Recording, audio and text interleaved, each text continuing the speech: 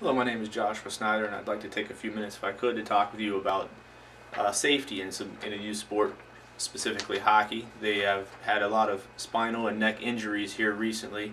Probably not a whole lot more than any other sport, but they are usually pretty forward-thinking in their rule set and try to change things before other sports, which is a good thing. But I don't know that what they're doing is specifically correct to remedy the situation they have, and I'd like to talk to you about that for a few minutes. First, let me give you a little bit of an overview about hockey itself. It is by the American Academy of Pediatrics recommended they limit checking to the age of 15 years old, if not a little bit older. 200,000 kids play in the U.S. right now, in the youth hockey organizations. I myself grew up playing my entire life, my entire life that I was able to play. And it is classified as a collision sport because there is intentional body contact in the sport. In recent years, they've done some studies that show that there's a serious number of spinal and neck injuries, which has led them to really want to reanalyze when checking is available and if it plays a role in these injuries. It seems they've made the classification change. They would like to change from checking at a Pee-wee level, which is 11 to 12-year-olds, and up that to the Bantam level, which is 13 to 14-year-olds. And it sounds very good on paper. Young kids are getting injured trying to do a sport. Everybody, why not make it to a little bit older, a little bit more mature? Everybody wants to see their child walk away from the rink in a safe manner, the same way they got there. Nobody plays sports to get injured, and you shouldn't really be fearful of your safety when you are playing, and that's what they're trying to achieve. But I feel like there is a general consensus that that is the best approach.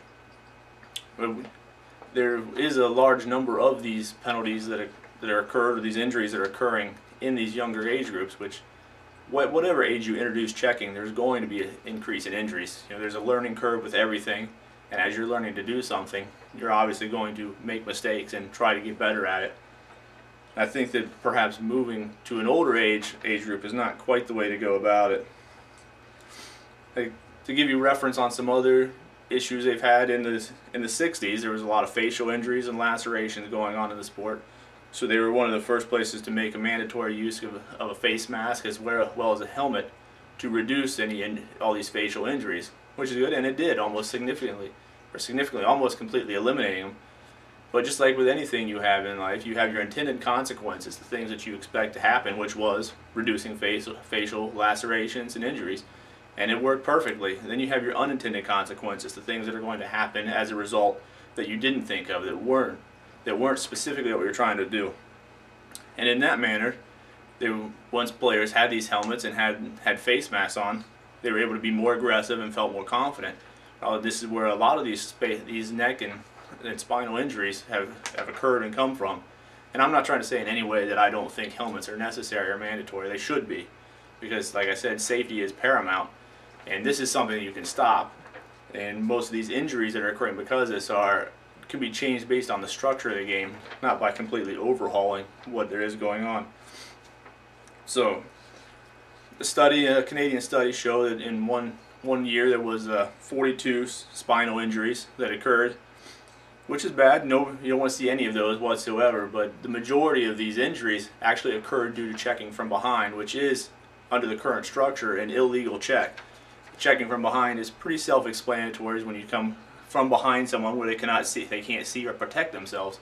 This is specifically dangerous if you're, say, 3 feet from the boards and someone hits you and you go face first into it. This is where you're going to gain most of your injuries, because you're unable to protect yourself, and, well, the boards are a lot stronger than you are.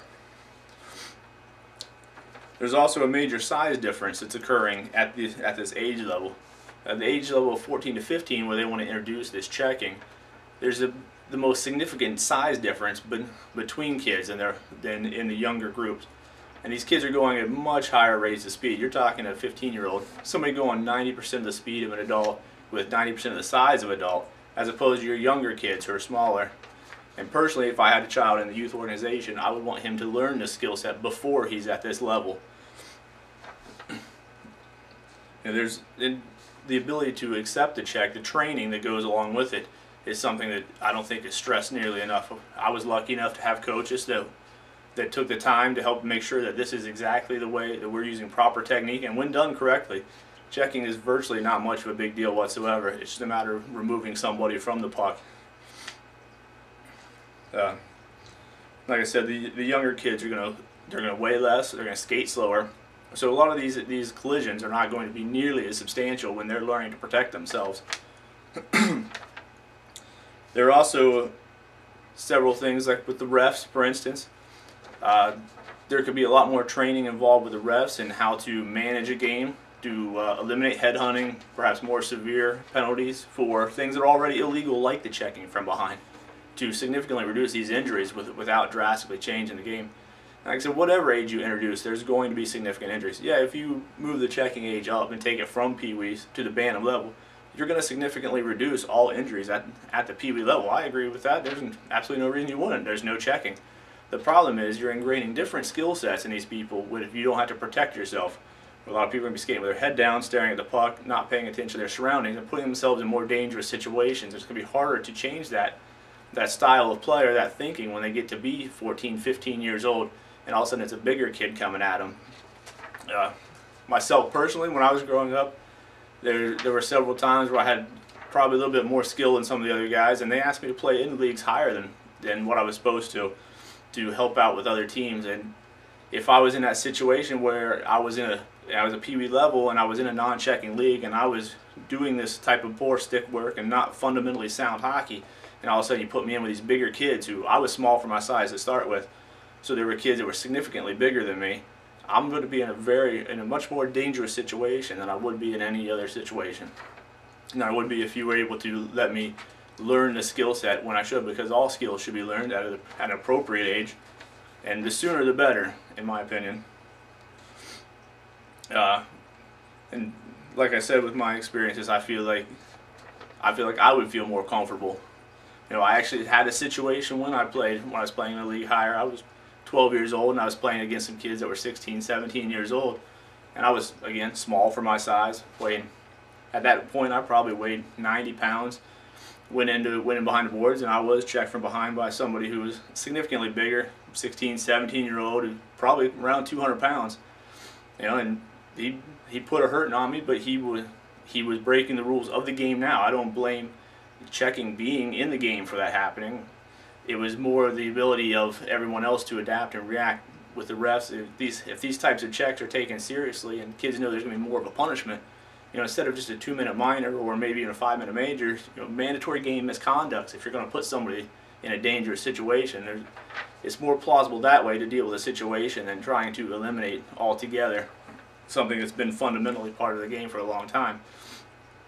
As well as if anyone's going to continue, when you get up into the high school level or even when you move into the college level, if you have that much less time to learn how to do these things and you start getting into these serious situations, there's going to be a potential for somebody to become seriously injured rather than just minor injuries, which are mostly what's occurring now. Basically, it all boils down to, I think Wayne Gretzky said it best when he said, when you're learning how to check, giving hits is not nearly as important as learning how to receive checks. And this is especially important, and probably the lesser stress part of the game is your ability to react and keep yourself in the game and out of harmful situations. I think this has a lot to do with, or this will help drastically to change the game. Again, I don't want to see anybody get injured. I'd like to see safety for everybody. Again, nobody wants to see their child get hurt while playing sports or doing anything recreationally, or I guess anything at all for that matter. I thank you for your time, and I hope that you will take this into consideration